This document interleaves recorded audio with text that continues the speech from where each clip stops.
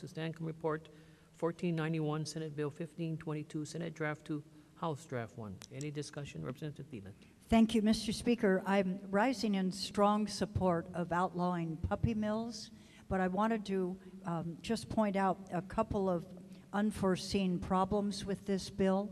I believe that we will have time to fix those because I believe that it's required to have a sunrise review done, and there is a measure moving to have that happen. I totally applauded the shutdown of the puppy mill in Waimanalo. That was just an inhumane situation. And it was very fortunate that the Humane Society was able to take over 200 dogs and puppies to the Humane Society. A number of us participated in getting the Humane Society the different things that they needed. And we took a couple of trips up there with some of the newspapers for the floor, the bottoms of the cages, and we took some cages up and other things. I wanted to thank members that participated in that drive.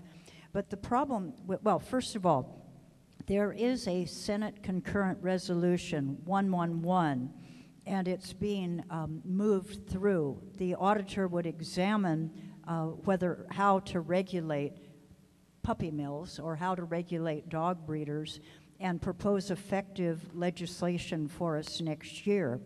This bill, which maybe should just sit and wait, could have the unfortunate side effect of putting out of business your legitimate hobbyists from continuing their breeding programs.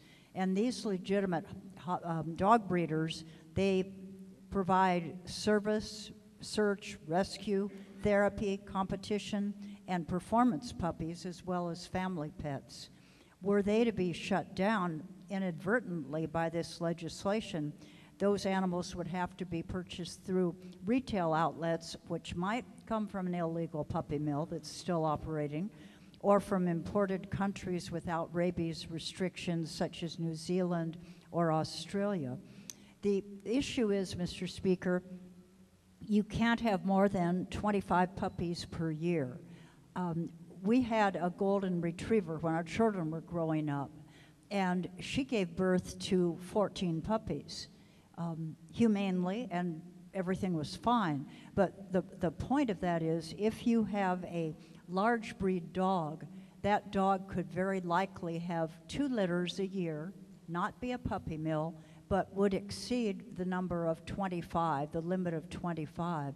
So whatever we do, we don't want to cause any problems for our legitimate breeders, and I would think that the Senate concurrent resolution gives us a very good reason to hold off on actually passing this bill and just waiting. Leave it in conference committee so it's ready to go once we get the auditor's report.